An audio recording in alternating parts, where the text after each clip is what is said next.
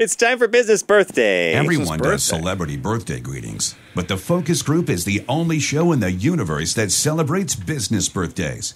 I've always wondered about this brand, Ruth Ann Fertel, but we'll call her Ruth Fertel.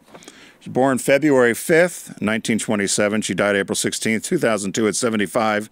A Louisiana businesswoman, best known as the founder of Ruths Steakhouse. No way. Look at her there with a cigar and a scotch. Did you ever go to Ruth's Chris? And it looks like Chris is great because it's all butter right on top. It looks like an 80s picture. Look at the shoulders on the jacket. Yeah, that is very big old Dynasty. Sigourney Weaver, working girl kind of thing.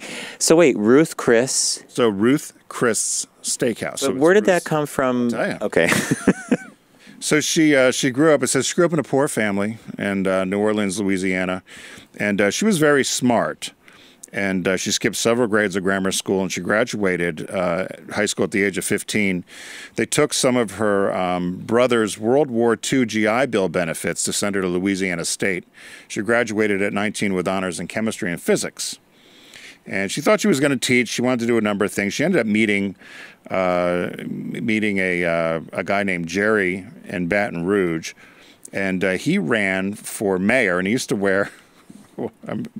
I'm sorry, his name was Rodney. He used to wear a gorilla suit as he was running for mayor of Baton Rouge. Kind of a sidebar to help save the zoo. This is, by the way, did you read that and say Tim and John would have liked to have known him? Yeah. Because that sounds like a Mr. C thing. Yeah, so right? I'll give it its due justice and read it instead of me trying to do synopsis. So she married Rodney Fertel. He lived in Baton Rouge. They had a love of horses. So she went and she earned a thoroughbred trainer's license for horsing. Wow. For horses. And she ended up becoming the first female horse trainer in Louisiana. And then Ruth and Rodney divorced. And he then unsuccessfully ran for mayor in 1969. Was that with the gorilla suit? The gorilla man. Okay. He would often wear a gorilla suit to campaign events. I love him. You cannot make that up, right? So after the divorce, she realized she couldn't support herself and her sons on the alimony payment she was getting. The husband wasn't working, obviously didn't win election. So she went and she decided to make drapes out of her house. And so she took in odd jobs to make drapes. That didn't work. She took a job as a lab tech. That didn't work. She realized she needed to make more money. So there was a failed restaurant for sale in town called Chris's Steakhouse. It was a 60-seat restaurant in New Orleans. And her banker, her lawyer, her friends, everybody told her not to do this. The restaurant had failed 6 times in this location. Under different management. Different people. Right, A guy named Chris Motkaluk ran it. By the way, that's like a restaurant bad luck thing. If it's failed that many times, that location. So she didn't listen to them. She mortgaged her house. She had to raise $18,000, an additional $4,000 to cover costs of renovations. She opened the steakhouse, Chris's Steakhouse, on May 24th, 1965. Her first night, she sold 35 steaks at $5 each. Within 6 months, she had doubled her annual salary. So they say she took a hand in everything. She learned how to be a butcher. She was only 5'2", 110 pounds. She'd saw up to 30-pound short loins by hand until she could afford an electric saw. She staffed her whole restaurant with single mothers. She said they were the most hardworking and reliable workers. Oh, well, that is. Are you serious? Yeah. This is definitely one for the book. She said for many years, Chris's Steakhouse was the only upscale restaurant in Louisiana with an all-female waitstaff. That is cool. So they began attracting celebrities and so forth. So as the restaurant grew, it caught on fire. There was a bad fire back in '76, so they needed to move the steakhouse. But there was some odd little clause in the lease agreement that she did when she bought it that she could not use the Chris Steakhouse name in any location other than where she was. The physical location. So she put Ruth in front of it. So that's how it became Ruth's Chris Steakhouse. She said, I always hated the name, but I managed to work around it. God. All right, so that explains It's an always odd name. It's always been odd to me. Ruth's Chris. It's always been odd. It says her sales agreement prevented her from using the original name at any other address, so she needed to come up with a new name. So she did that. A lot of people were fans. She ended up franchising.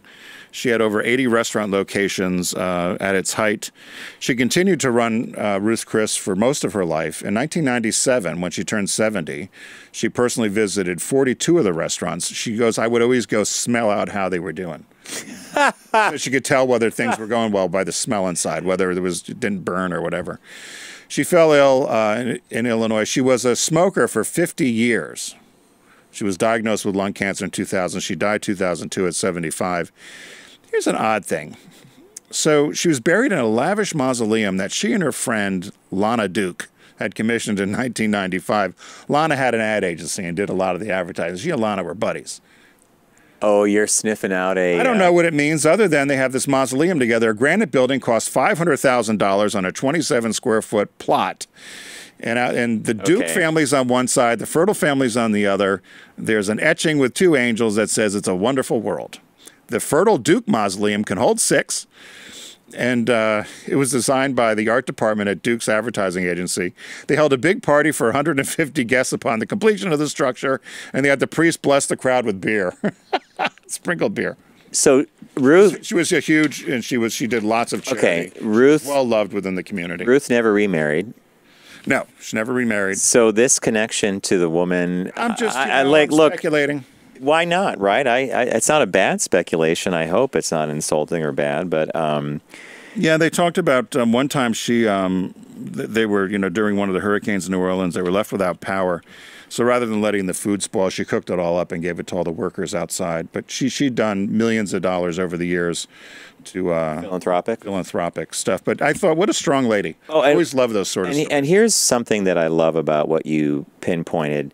It's the small things that can change a life. So she staffs the restaurant with single mothers because of how hardworking they are. Now, let's just take any one of those single ones. She could have made an impact on any one of those people's lives for the positive. Yeah. If someone has a job, she could take care of her kids. I mean, that's a really cool awareness of your environment and her knowing what she went through. Exactly, as a woman. Paying it back, right, as a woman and struggling and nobody believing her. Good business birthday. And now we know. Now you know why it's Ruth's Chris. Steakhouse.